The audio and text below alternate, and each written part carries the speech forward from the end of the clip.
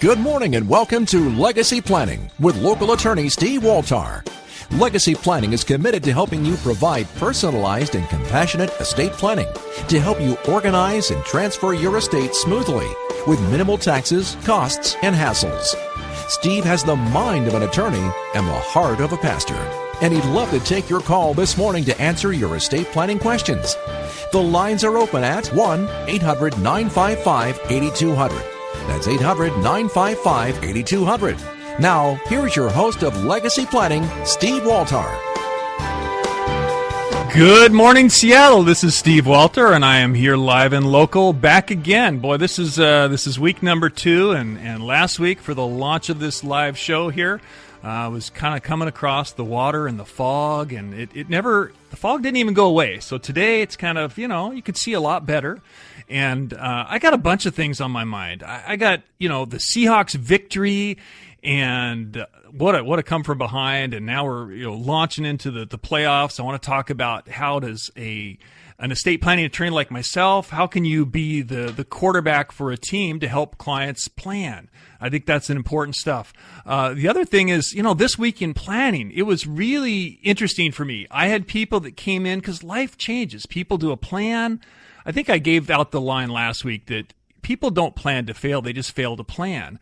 I'm in a practice where I get to meet with people after life changes. So I had someone come in this week and say, I've got a new grandchild. Do I need to change the estate plan? And actually, we've done a good enough job designing for future grandchildren. We don't have to actually name, but sometimes people want to name. I should slow down. I'm kind of wound up. So I get the privilege of meeting with people to talk about their goals, their plan, their legacy. The whole reason I got into estate planning is I wanted to be a pastor or teacher, but I didn't feel a sense of call to the ministry.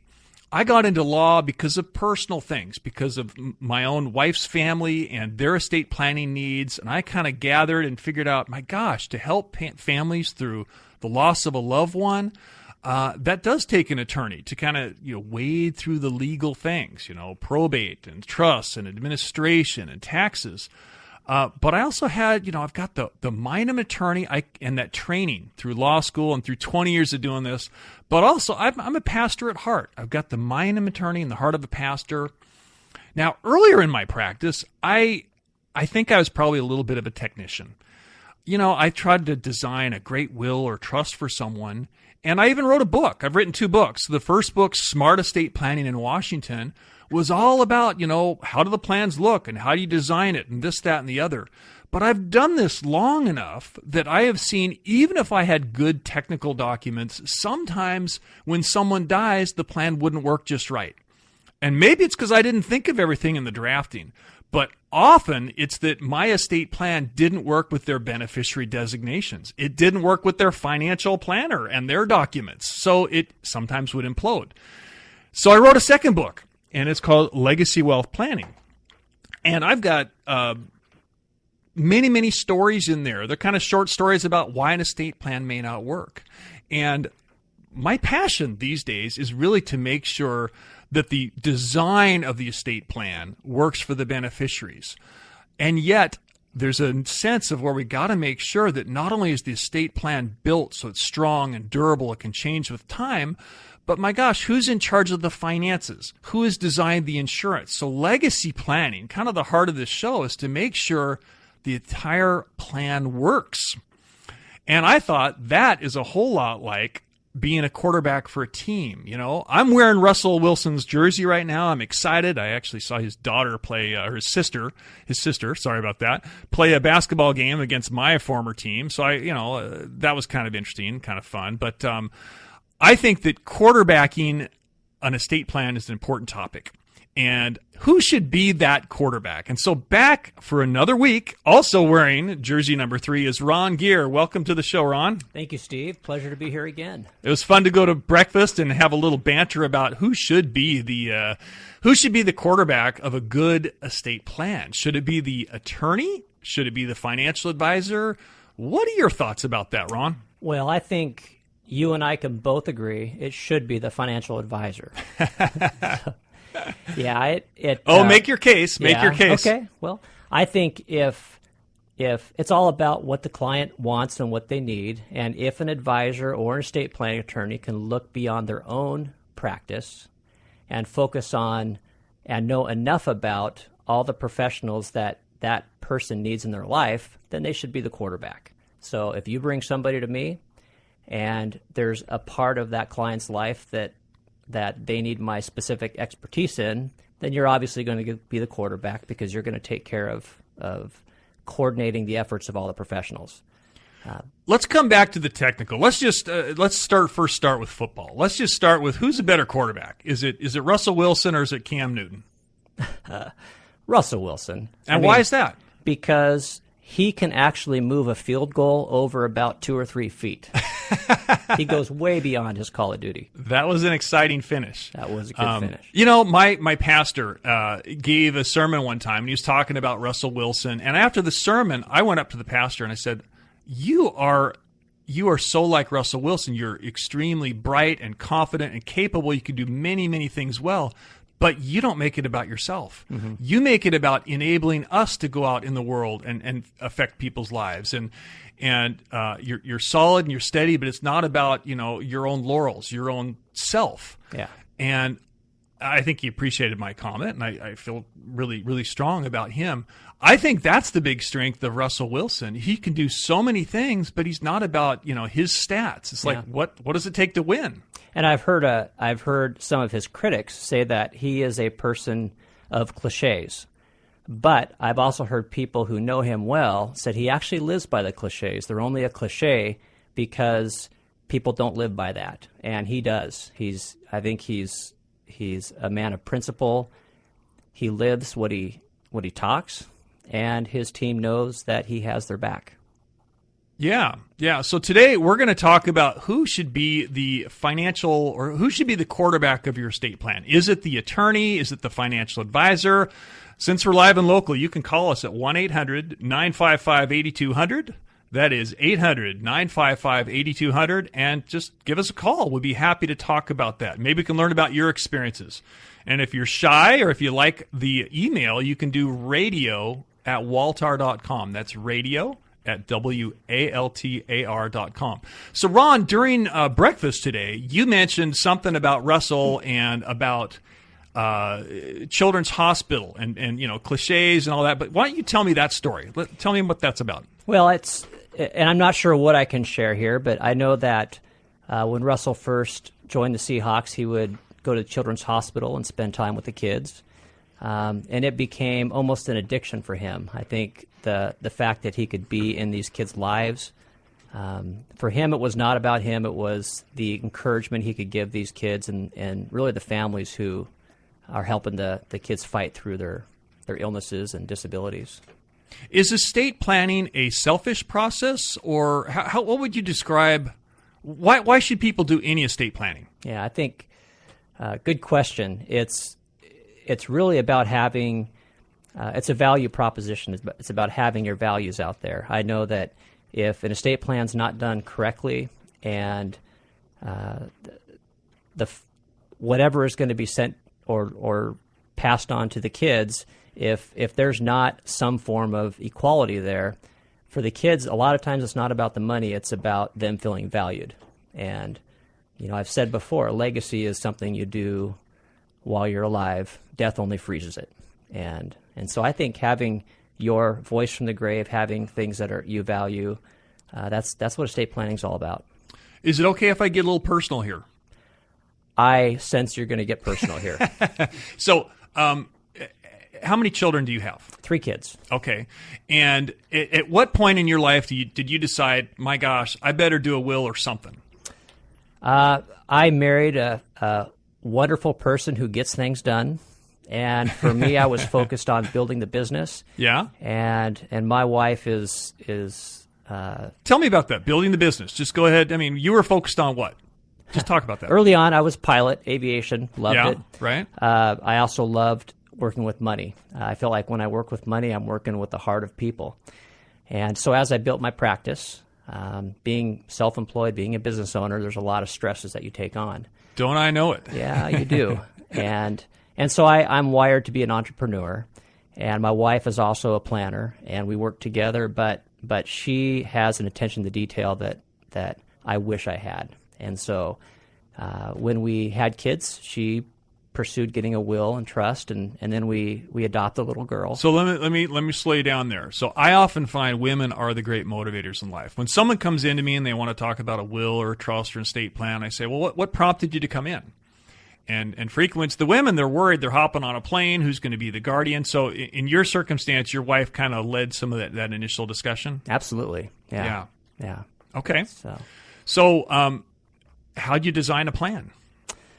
Married the right person. And in our early life, I was learning about money and teaching people about money and just building a practice. And she was really the foundation that allowed me to do a lot of that. Okay. And now, as we're both building the practice together, we're really equal partners. I heard the joke, the man is the head of the house, but make no mistake, the wife is the neck, and she moves the head wherever the head needs to go. So. Yeah. Well, what I want to do is maybe learn a little bit about how you designed your plan, and then I know there was a change. And a few minutes later we'll take a break. But for now, why don't you tell me how you designed a plan, and then maybe we'll talk a little bit about a change in your life, and then maybe we'll talk about that after the break. But yeah, so when we designed the plan, it was really about who's going to be the guardian of our kids, and what we wanted. Is really about our desire for the kids, and thinking about how the relationships of our extended family would be, what's gonna cause the least change for our kids. So it was putting those values together, and then meeting with an attorney and having them draft some documents. So I frequently encourage people. I say this is courageous to come in and talk about death, but it's looking beyond. It's looking towards your legacy, because I always say it's hard to replace yourself, right? You can't. Who's going to be the financial manager, the trustee, the power of attorney? If you're unable or you die, who should be in charge?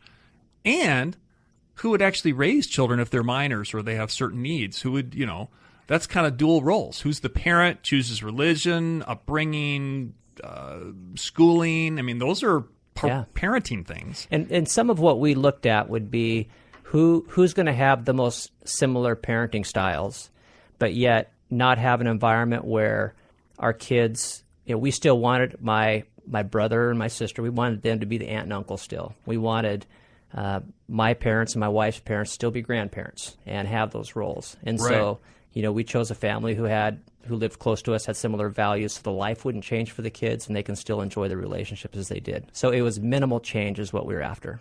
So when I'm meeting with a couple like you and your wife, I'm asking the nosy questions. Tell me about your kids. Tell me about your family. Yeah. And I'm learning about siblings. I'm learning about parents. I'm learning about friends, because I'm trying to play devil's advocate. Would someone be a good parent to take over? And then I want to know, would they be a good financial manager or not? Because there's different roles. Yeah. And when I give seminars, I constantly ask people, how many people here have children? They all raise their hand and stuff like that. And then I say, are they all the same? And they laugh. They're not. I say there's nothing as unequal as the equal treatment of unequals. Right? Yeah. I mean, I have two daughters, and they're both wonderful. It's too early for that. Say that again, Steve. There's nothing as unequal Okay. as the equal treatment of unequals, right? Yeah. I mean, we love our children, and some people want to provide for more than their children. It's their parents, it's their sibling, it's their neighbors, or I don't know. They're. But how do you provide for all beneficiaries the same way? I don't think so. Yeah, I don't know. I don't know if that's going to be a money question. What I know is that when my wife and I are no longer here, I want all my children to feel equally valued, whether that is with money, what's being left to them, maybe a burden that one will have over the other. It's a value proposition, not a financial proposition. All right. Well, those are great questions to tee up. So we're going to go to a break here, and I want listeners to think about, do you have a plan? Do you have a will? Do you have powers of attorney? Have you provided for your loved ones? After the break, what we're going to do is we're going to talk about estate planning, how do you do it, and what if you have certain children with special needs? We'll take your calls at 1-800-955-8200 after the break. We'll be right back.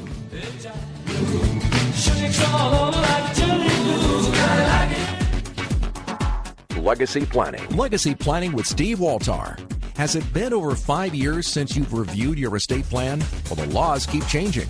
You'll definitely want to keep listening. The lines are open at 800-955-8200. That's 800-955-8200. We're back. We're back here. Legacy Planning.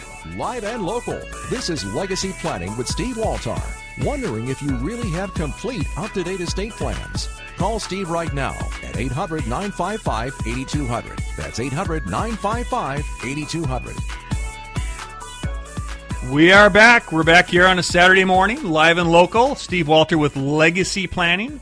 And today I've got in the studio with me Ron Geer. And before the break, we were talking about estate planning and having wills, because when you have children, that's a responsible thing to do. So I spent a lot of my time helping design good plans for people. But I wanted to go a little fast forward, Ron. You had a plan in place. You thought life was going along fine, and I think life happened. Tell me what happened next. Okay, well, this is a little bit of a story here. All right. I have 3 kids, 16-year-old Ronnie, 15-year-old Kendra, and 8-year-old Nilla. And Nilla the story's going to be about her. But we had the opportunity to adopt her from Thailand. Okay. About 10 years ago, we made the decision to pursue adoption. Ronnie of 16, well, he wasn't 16 then, but we made a family decision. Pregnancies were very difficult.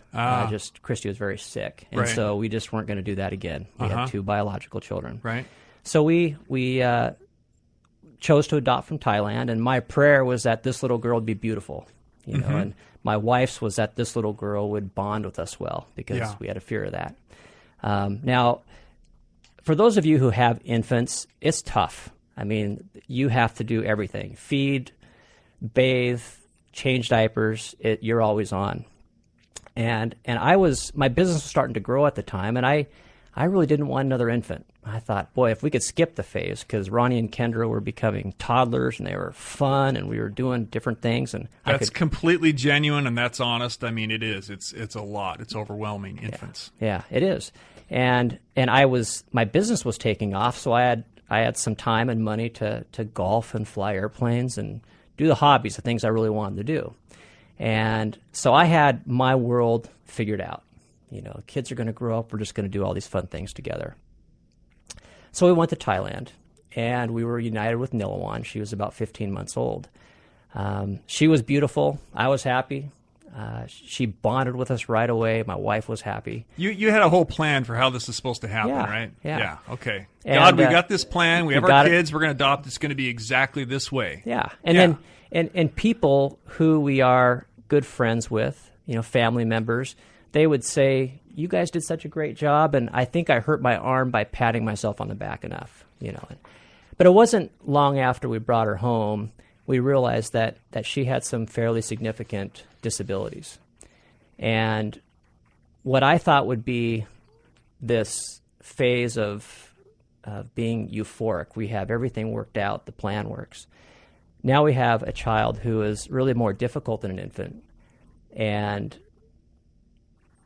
through counseling sessions and therapies and doctor's visits, in my mind then, I could not see that changing. I thought, wow, this is going to be this way for the rest of our life.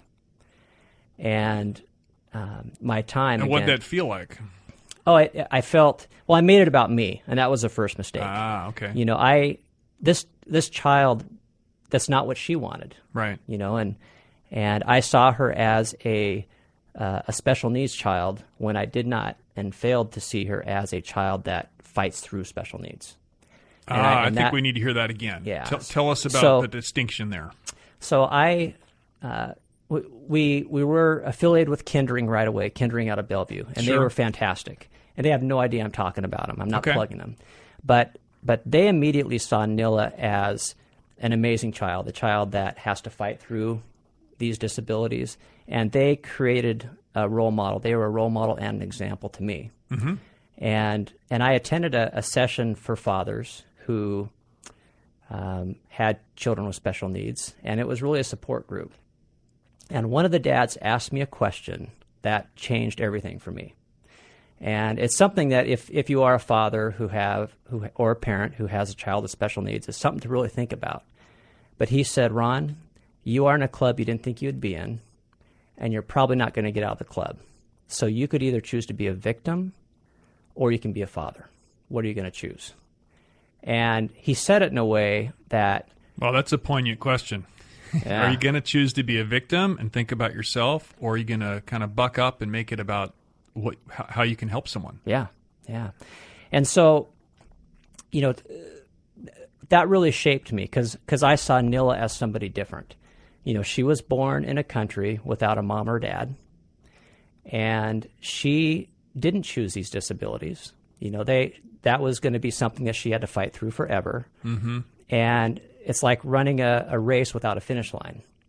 And the fact that Ronnie and Kendra and Christy and I have the benefit of being in her life to carry the burden when she needs it, and seeing a child that's so inspiring that fights through these without even understanding.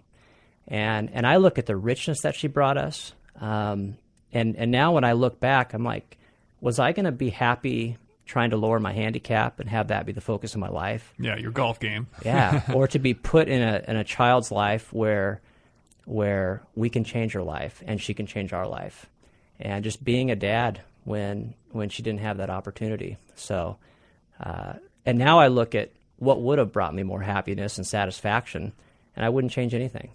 I look. So that's a profound insight when you move from my own design to life to like focus on others, and in particular this child. So how did this affect your estate plan? So when I looked at, I guess, my retirement plan, most people's retirement plan is maybe it's income that has to be provided for 20, 30 years. But, we don't know what's going to happen with Nilla. She's just fighting through her stuff. She's an amazing kid. But there's a chance that we're going to have to provide for her forever, which takes right. my retirement plan, and rather than be 25 years, it could be 50 years because we have to pay, we want to make sure that there are resources for her forever. Yeah. And so that had to change everything. And if my estate plan was not done correctly, then Ronnie and Kendra, that would become their financial obligation. And we want Ronnie and Kendra to be a brother and sister and support for Nilla, and vice versa. Right. We don't want money to influence any of that. Okay, so this is rich territory. So you want a good dynamic of your children, but technically, if you would have died without changing the estate plan, what would that have done to Nilla? Well, it probably would have disqualified her from a lot of services that could be out there. Okay. And really, the estate plan is set up so that if she doesn't fight through these issues that she'll have, right, she'll be taken care of. But if she does, and she's a strong girl, she will. Yeah. That we can maneuver the estate plan, but it will never be a burden for anybody. So I want to explore that a little bit, because I believe you met with more than one attorney trying to design the estate side, mm-hmm. and then later on we want to talk about how does the financial side and insurance, how does that dovetail? But can you give me kind of the two experiences of working with attorneys to kind of design a plan that would take good care legally of Nella and her needs and all of your children's needs? Yeah, we met with one attorney, and we're not going to mention any names. But we felt like they asked some pretty general questions, and then we really never heard from them. We had some recommendations to talk to another, and did it take you a while emotionally to get over that meeting? I mean, what was that like for you and your wife? I don't think we thought much of it at the time. We felt like that was what they did, and if we didn't fit into the template. Oh, their mold. Okay. Yeah. And so we met with another attorney. So that was not a very good quarterback. That estate planning attorney or someone that does wills wasn't really able to quarterback and help things for your family. No. And it was a product and service. You also dropped some coin on that and got no documents. Yeah, we got some coin back though. So okay, we're okay. Enough. No interest, but all right. That's So what was it like when you worked with someone else? Yeah, when I worked with somebody else, they were very professional. They asked a lot of questions that maybe I didn't understand. It was about estate planning, but I felt like they got to the heart of what was important for Christy and I. Okay. And they drafted good documents. In fact, I meant to send them to you this week for you to review. Bring them on. I'm Yeah. happy to review them, make sure they really are working properly. But in saying that, they still weren't a quarterback. That's what they did. They did estate Okay. planning for Yeah. families that have a special needs situation. But So you went from a poor technician to a much better technician. technician, exactly. Okay. But we had to rely on friends and family to be the quarterback, as opposed to finding an estate planning attorney or a financial advisor Yeah. that would direct us down that road. Gotcha. Yeah. So Okay. So at this point, you have estate planning documents that you understand would not disqualify your daughter from certain benefits. Yeah. Right? yeah. Okay. Can you tell me a little bit about how you'd want to provide for each of the kids? Well, nothing like light questions on a cold Saturday morning. For really, I mean, it is about financial. We want to make sure that in this day and age, and there's a lot to that question. Okay. And I'm going to go kind of high level on it. If we look at national debt and really the situation that we are setting up for our kids, they're going to need a leg up. Right. And I felt like, my son wants to go to the Air Force Academy. My oldest daughter, wants to be a vet. I mean, they have high aspirations. And we want to give them every leg up we can because we're not leaving them in a financial situation as a country that my parents had. So really giving them everything so that they have a foundation and that the dreams and what's important to them they're able to pursue. So I guess it's about having our values extended to them and know that even when we're not there, they know that they were our life, that we cared about them and wanted to give them everything. So. Well, that's great. That's powerful stuff. And in my line of work, I get to be brought into these precious moments and ask pastoral questions about families and goals. And people love their children, but how do you provide properly? How do you make sure they're not cut off from aid that they might receive? How do you make sure that you're treating... I mean, some kids need general asset protection and guidance. Some need divorce protection. I've got a lot of children with children my age, right? I mean, it's like, who are the beneficiaries? What are we trying to design? We didn't give out our number. I just want to hear Ron's story here. We're going to take another break. And is this something that you're dealing with? Do you have an estate plan? Are you happy with that estate plan? And in fact, do you even need a financial advisor? We're going to talk about how you fund a plan so it would work even after you die. So feel free to give us a call here or send us an email to radio@waltar.com, and we'll be right back.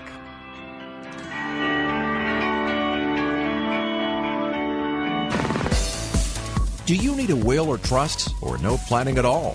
You're listening to Legacy Planning with Steve Waltar.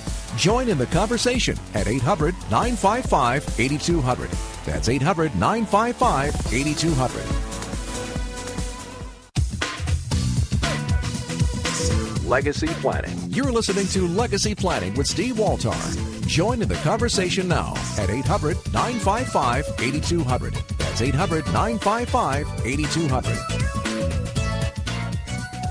We're back, and we're talking about not only planning for children, but what if some of your children have special needs? How can you enable them to get everything that they can out of life and grow into the person they were called to be? How do you design an estate plan, a will, a trust that will help them, that will enable them? And I'm talking with Ron Geer, who's a financial advisor himself, and his life kind of changed when they adopted a daughter that had special needs. And for Ron, I mean, call to action is by all means. I don't care if you have the best estate planning attorney in the world. Send me your documents. I am happy to review them, no cost, that sort of thing. For the rest of you listeners, I'm happy to look at your documents, but really we'd need to set up a consultation. I can look at the documents, but I also have to eyeball you. I got to look at you and ask you tough questions to make sure that I have the right, lens or framework to view the documents. I know you, Ron, and your wife. So that's the call to action there. For others of you, call my office at 425-455-6788. That is 425-455-6788. Or you can email radio@waltar.com, and we will send you a questionnaire. We can send you a worksheet that helps you think about guardians and who gets what, when, and how. Or we can send you our regular estate planning questionnaire. That would be great. Then we have a way to interact with you and set up a free consultation. So, Ron, back to how do we design this plan? Let's imagine that you've either your estate documents are totally fine, or we blow it up and I redo it. But the legal documents are built to support your family, your daughter. They're not going to take anyone off of governmental aid. We can supplement. We can do for each of the child's needs. The drafting that I've done is perfect. How could it still fail? And then what do we do about that? Well, I think one of the areas would be if I did not have the financial resources to fund the trust in the end. That would be a huge failure because, when I look at what Christy and I have to do to build our retirement, knowing that special needs has to be funded, now I have to make a choice. Am I going to fund my retirement, or am I going to take care of Nilla beyond our life if she needs that? Exactly. We can have the best trusts and wills and estate plan in the world, but if when you guys both die, no funding means there's no money. Yeah. It's not going to work, right? Yeah, exactly. Yeah, and I've met with people that I met with them for a free review 3 years later, and their estate had gone down $1 million due to their own investing. It was just terrible. So how can you solve this? How can we make sure that there's going to be funds left for all of your children? Well, I would say I got lucky early on, and I had a belief that I needed to prepare for what can go wrong so I can plan for what can go right. Say that again. I had to prepare for what could go wrong so that I could plan for what could go right. That's like if my focus is to build houses, I want to make sure it's on a strong foundation, because without a foundation, the house will crumble. And it was, for Christy and I, part of our selection on the types of insurance. Okay. How much life insurance. And life insurance is a funny thing because I believe that is a love product. It is, if I'm not there to provide for my family, I wanted as much life insurance there so that they would not have to make any rash decisions. I didn't want my wife getting married 2 years after I died because she had to. Right. Yeah. And so life insurance isn't something everyone likes to talk about, is it? No, I like it. I like talking about it. I don't have a practice built around it, but I believe in it. Yeah, I mean, do people insure their homes? Yeah. Do they insure their cars? Absolutely. Right? Yeah. And are they going to have a fire? Who knows? Don't know. But are people going to die? At some point, Guess what? We're all going to pass through death. The probability is pretty good. I can't guarantee a lot in our industry, but I can guarantee that. So life insurance is just basically, how would you describe life insurance and how it's solving a problem for you and your family? Yeah, so life insurance is, number one, you can't insure a human life. Everything that you bring physically, that can't be insured. Life insurance is meant to replace the economic value that one brought to their family. Right. And one of the things that I've struggled with when I help build a life insurance plan is people try to define the perils. They try to define what is going to be left for their family. An example would be somebody might want $500,000 of life insurance, and that they'll say we want the house paid off, we want college paid for the kids, but yet they won't think about the income that they earned, wanting that to be provided for their family when they're not there to do it. So, like any insurance company, an insurance company will never insure for more than something's worth. And the insurance industry uses what they call human life value, which is, again, the economic value that somebody brings to their family. So, and I've had some I've had so many stories of things gone wrong there. But I believe in it, even though, again, my practice isn't about life insurance. I make sure that people have it at an appropriate level before I earn the right to talk about investments and things that I like to talk about. All right. Well, I looked away. All of a sudden, I couldn't hear your voice. I was a little confused here. So if I disengaged, I'm really sorry about that. What is I have no problem talking. So whenever.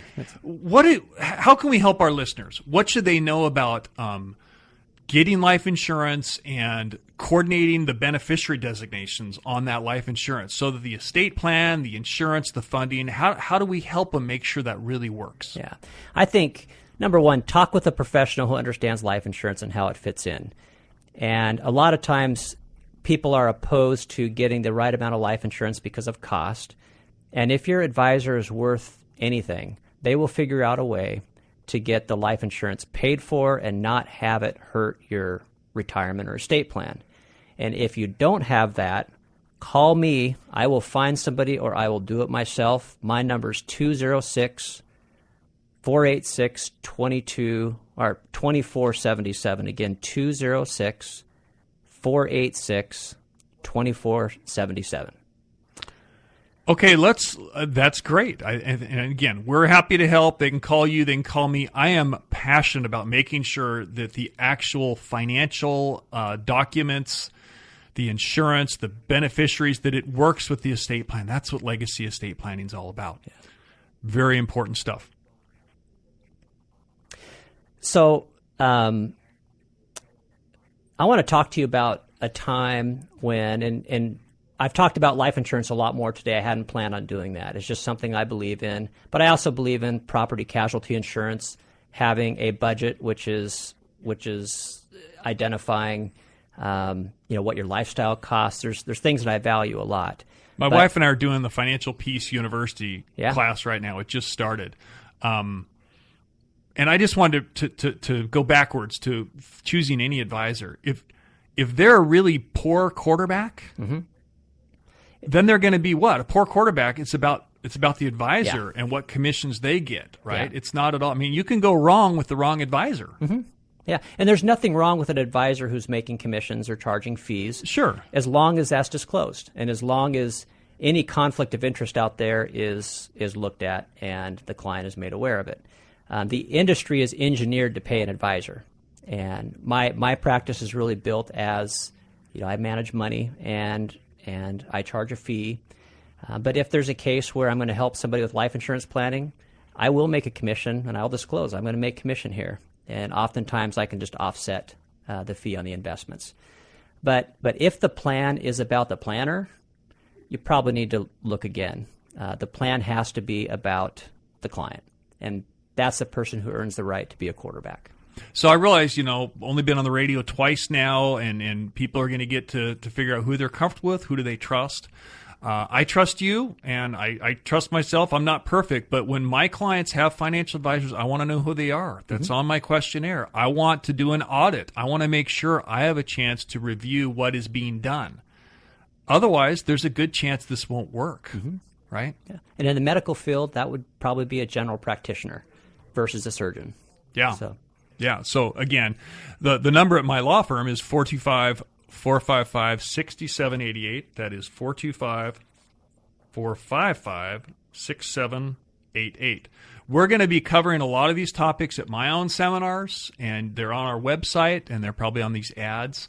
And I believe, Ron, you're thinking about doing some future seminars. Is that right? Yeah. I have one that I'm going to be doing probably the end of February called Love the Bear.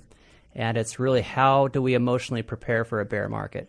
The media's job is to sell fear, and fear is what causes people to underperform the market. And so it's really more about coaching. But yeah, I'm excited to do that. Thanks for plugging me, by the way. Boy, there's a lot of fear out there. This week in planning, I had, one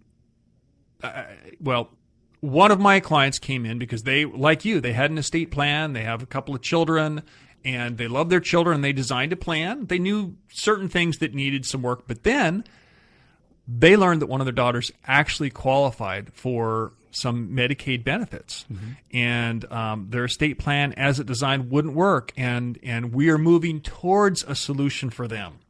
But, it takes a partnership of, I can certainly design a plan that would not bump a child or a relative from receiving some insurance and some housing and some special care. But it takes a lot of work I don't understand the actual needs of the child. So I think that there's the legal documents, there's the quarterbacking of, what are, I need parents to write down what are their child's special needs and their routine, and there's got to be a coordination between the trustee, the advisors, all these sorts of people. It's got to work together. Yeah. And these clients, a long email to me, they're so passionate, and, I want to help them. We can't solve that in a radio show, but do you ever help your clients work with that sort of wrestling based on your experience? Oh, that's, I find the longer I've done this, the more I like to step out of the technical. I understand my part of the job well, but I tell you, we can sit down and look over fancy calculators. But the conversation I like the most is when we get into the things that keep people awake at night, the things that are really important to them, and figuring out what is it we're solving for, what is going to bring them satisfaction, and keeping them coached to that. Well, you've been listening to Legacy Planning, and again, we're going to take our third break of the hour, and what I want to do is just, inspire you. If you've got a plan, has it been more than 5 years? If you don't plan and you have a HIPAA concern, actually pause the break for 1 second. My brother's in the hospital right now. He is someone that has done some documents, but my concern is, and I just want to say it's personal. I don't want to get into what's happening exactly with my family. But there's problems that people have done documents. They did it a decade ago. Well, there's this rule called HIPAA that came by, right? How can you give authorized consent for someone to make a health choice the very moment you're incapacitated? It doesn't work. So I'm in the line of work where I often find people calling me and they say, my documents don't work, and they learn when they're in the hospital. They learn when it's too late. So I do want to go to a break here. What I want you to do is, if you have not reviewed your financial plan, if you've not reviewed your estate plan, if you don't have any financial powers of attorney, give us a call.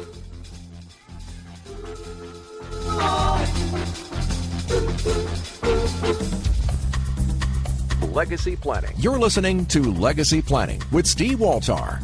Is there ever a good time to do estate planning? Ask your kids. They'll know that right now would be the perfect time. Call in for the right answers at 800-955-8200. That's 800-955-8200. Legacy Planning. This is Legacy Planning with Steve Waltar, committed to helping you with personalized and compassionate estate planning. The lines reopen for your call at 800-955-8200. That's 800-955-8200. Seahawks. Yeah, we're talking during the break. Yeah, we're back. We're live. We're excited about the game that's coming up. But, we get emotional, right, when we watch a game. Yeah. Win or lose or draw. Well, there's not many draws. But, my gosh, it is so impactful when I get a call from someone and they say, look, my spouse, my child, someone is in the hospital and they're desperate. And they're like, oh, my gosh, I didn't have my documents ready, or they did them long, long ago. I think it's important that people understand that this is critical. We all die, right? Mm-hmm. But sometimes we become incapacitated. And HIPAA, as I said before the break, that's the Healthcare Information Portability and Accountability Act. If someone did a healthcare power of attorney a decade ago, and then all of a sudden they're at the hospital, and the doctors and the lawyers for the hospitals, they don't. A lot of those old documents don't work because they required incapacity, right? That's the old planning and thinking, oh, I don't want anyone to make a healthcare choice for me till I'm unable. Well, how can you give authorized consent the very moment you become incapacitated? That's hard. They got to have you can't do it. For that. And doctors, hospitals, they don't want to be liable for a felony and a $50,000, fine.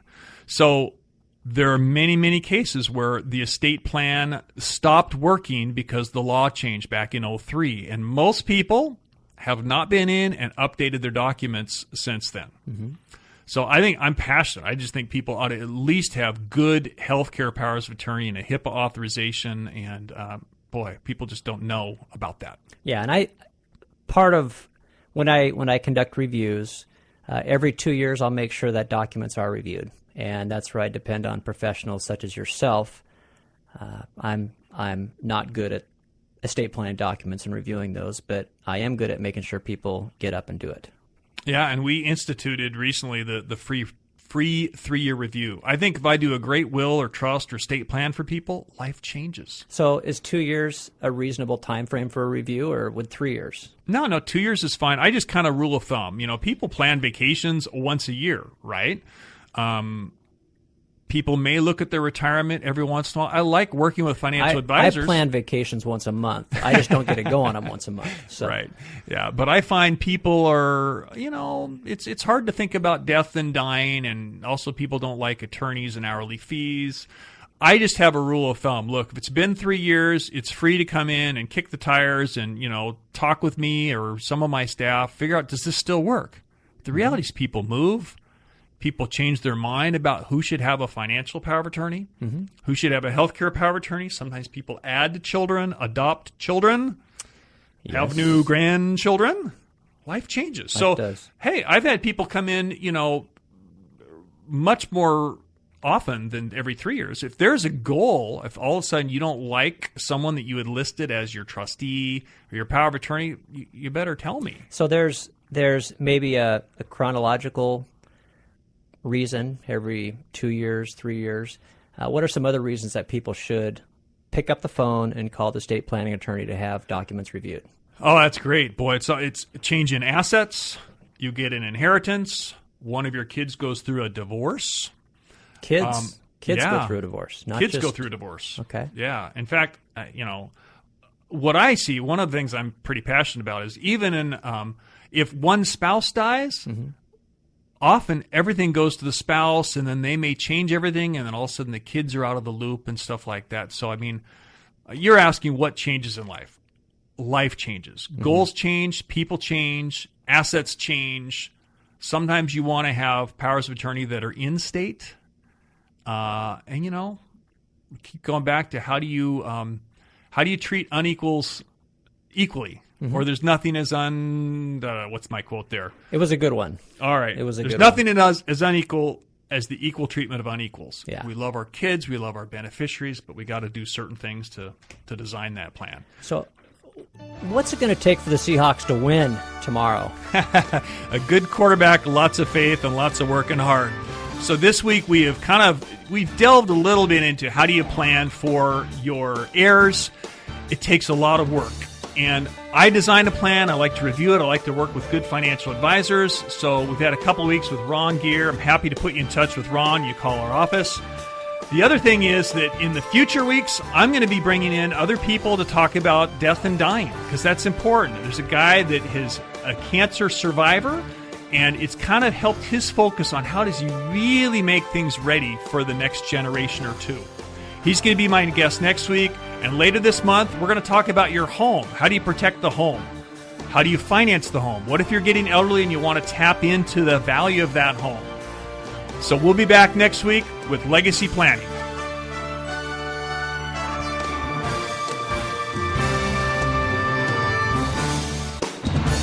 You've been listening to Legacy Planning with local attorney Steve Waltar.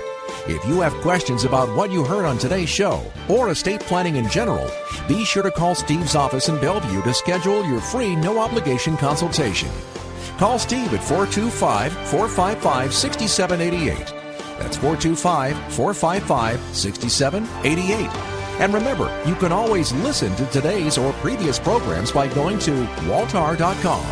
That's WALTAR.com. Have a wonderful rest of your weekend, and be sure to join us again next Saturday morning from 8 till 9, right here on 820 AM KGNW.